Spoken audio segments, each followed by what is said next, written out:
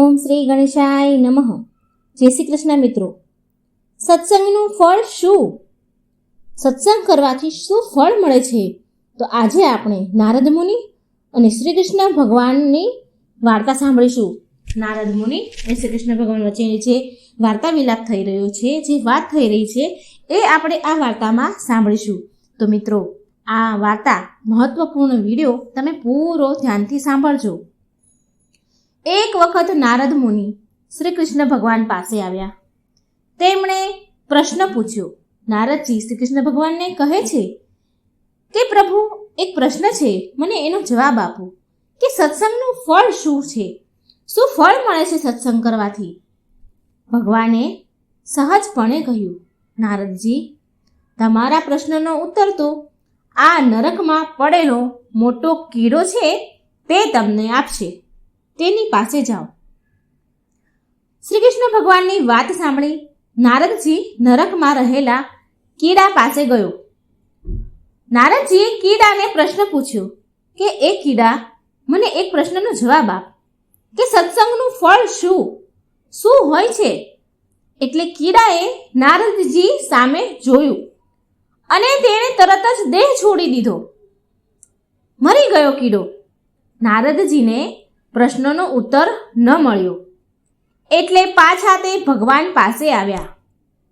નારદજી ફરી શ્રી કૃષ્ણ ભગવાનને કહે છે કે મારા પ્રશ્નનો ઉત્તર તો મને મળ્યો નહીં, અને મેં પૂછ્યું એ પહેલાં તો એ કીડો મરી ગયો. મારા પ્રશ્નનો ઉત્તર આપ્યા વગર જ મરી ગયો.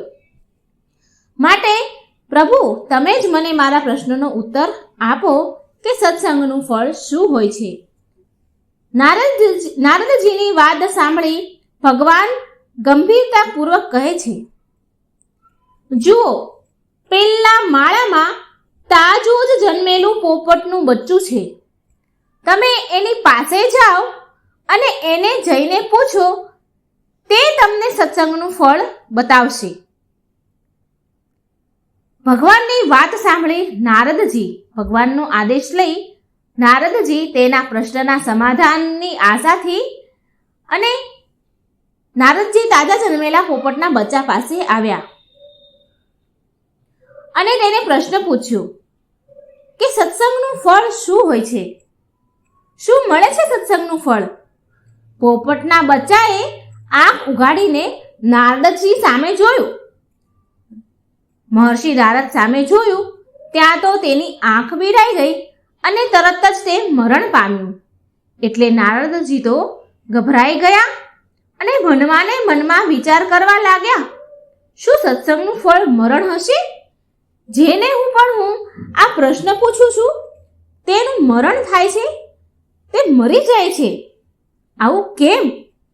આમ વિચાર કરતા કરતા તેઓ ફરીથી ભગવાન પાસે આવ્યા. અંતરમાં દુઃખ થયું.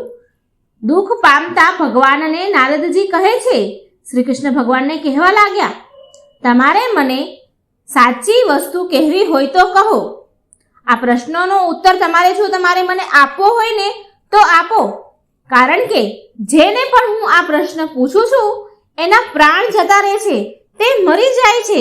આ તો મારા હાથે હત્યા થાય છે, મને હત્યા ચોટે છે.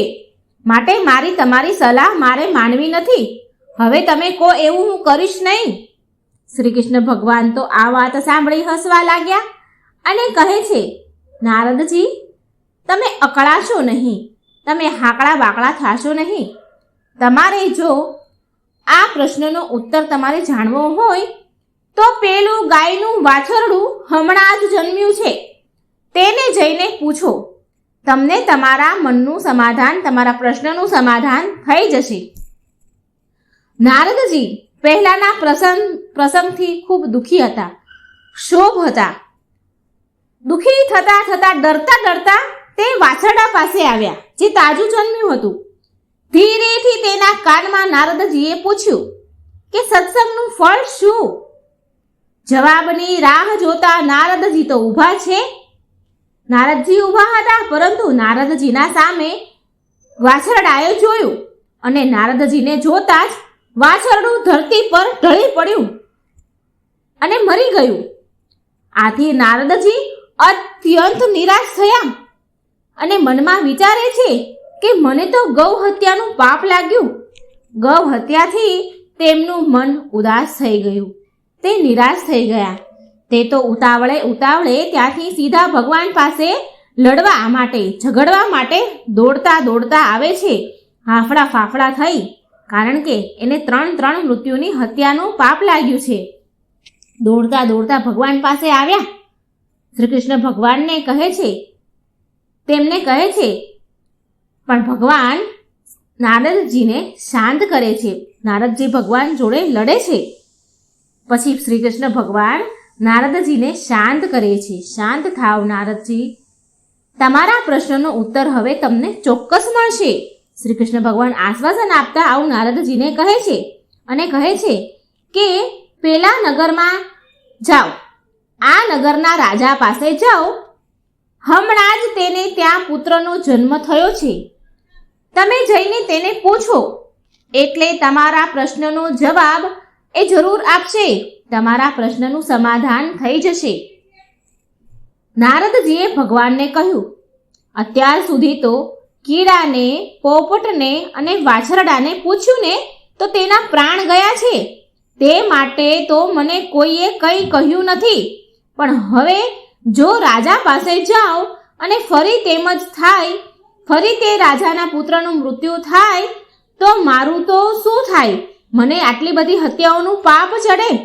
મારે હવે સત્સંગના ફળ જાણવું નથી. જે હોય એ, મારે હવે એ સત્સંગનું ફળ શું છે તેનો ઉત્તર મારે જોતો નથી. આપનો વિશ્વાસ હવે હું કરવાનો નથી. નારદજી ભગવાનને દુઃખી મનથી કહે છે. શ્રી કૃષ્ણ ભગવાન નારદજીને મનાવે છે અને કહેવા લાગ્યા, નારદજી, તે રાજપુત્ર તમને સત્સંગનું ફળ અવશ્ય કહેશે અને તે મરશે પણ નહીં. માટે તમે ત્યાં જાઓ અને તમારો જવાબ જાણી લો. નારદજી તેનું હૈયું કઠણ કરે છે. ભગવાનના મનાવાથી માની તો ગયા, પણ અંદર ડરતા તેનું હૈયું કઠણ કરીને હિંમત રાખીને રાજાને ત્યાં પહોંચ્યા અને તે રાજાના પુત્રને પ્રશ્ન પૂછ્યો કે ભાઈ, સત્સંગનું ફળ શું છે? આ પ્રશ્ન સાંભળી તે બાળક નારદજીને કહે છે. નારદજી સામે હસીને બોલ્યો, અરે નારદજી, હજી તમે સત્સંગનું ફળ શું છે તે સમજ્યા નથી? નારદજી તો થોડી વાર હેરાન રહી ગયા, આશ્ચર્ય થઈ ગયા. પણ તે બાળક નારદજીને કહે છે કે તમને હજી સત્સંગનું ફળ શું છે તે ખબર જ ન પડી કે આપે મને પહેલા પ્રશ્ન પૂછ્યો હતો ત્યારે હું કીડો હતો. તેમાંથી મને મુક્તિ મળી, તેમાંથી મને પોપટનું શરીર મળ્યું, પોપટનું શરીર પામ્યું.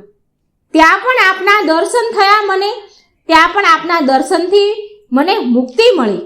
મુક્ત થઈ અને હું વાછરડો બન્યો, ત્યાં પણ તમારા દર્શન થયા મને. આપના દર્શનથી ત્યાંથી પણ હું છૂટી ગયો અને રાજાના ઘરમાં જન્મ પામ્યો છું. આમ એક પછી એક ઉત્તમ યોનિને આપના જેવા સત્પુરુષના દર્શન માત્રથી જ પામ્યો છું. અહીં પણ મને આપના દર્શન થયા છે તો મારું જીવન સાર્થક થઈ ગયું. ફક્ત દર્શનનો જ આવો પ્રભાવ જો હોય તો હંમેશા જેમને સંતોનો સંગ કરવાનું વ્યસન પડે તો તેમની તો વાત જ શી કરવી. આ રીતે બાળક પાસેથી પ્રશ્નનું સમાધાન થવાથી પ્રસન્ન થયેલા નારદજી રાજાને આશીર્વાદ આપી અને ભગવાન પાસે જાય છે અને કહેવા લાગ્યા, હે શ્રી કૃષ્ણ, હે પ્રભુ, આપની અલૌકિક કળા તો કોઈ જાણી ન શકે, કોઈ કળી ન શકે તમારી કલાને. તો મિત્રો, આ હતી સરસ મજાની સત્સંગના ફળની વાર્તા. તો મિત્રો, સત્સંગ કરવાથી આપણને આવું અલૌકિક ફળ મળે છે. સત્સંગ કરવાથી ભવસાગર તરી જવાય છે. સત્સંગ કરવાથી નિર્ભયતા, નિશ્ચિતતા અને અખંડ શુભ વિચાર જણાય આવે છે. આવા ઘણા બધા ફાયદા આપણને સત્સંગ કરવાથી મળે છે. તો મિત્રો, હવે આપણે સત્સંગથી થતા 4 બીજા ફાયદાઓ વિશે જાણીશું. સત્સંગથી શું વિચાર જન્મે છે? આપણું મન પવિત્ર શુદ્ધ તો થાય છે, પણ સત્સંગ કરવાથી આપણા મગજમાં મનમાં શું વિચાર જન્મે છે? વિચાર કરવો એ મનનું લક્ષણ છે. મનને વિદ્વાનોએ માકડા સાથે સરખાવ્યું છે, કારણ કે મનની ગતિ અવાજ કે પ્રકાશની ગતિ કરતાં પણ વધારે છે. મન કોઈ એક ક્ષણે અમેરિકામાં હોય તો બીજા ક્ષણે અમરેલીમાં હોય. આ માકડા સમાન મનના સતત વિચારો ચાલતા જ રહે છે. એ વિચારોને કલ્યાણકારી બનાવવાનું કામ સત્સંગ કરે છે. સત્સંગથી બુદ્ધિ નિર્મળ બને છે. નંબર 2 છે કે સત્સંગથી બુદ્ધિ નિર્મળ બને છે. સત્સંગથી ધીમે ધીમે બુદ્ધિ શુદ્ધ થાય છે.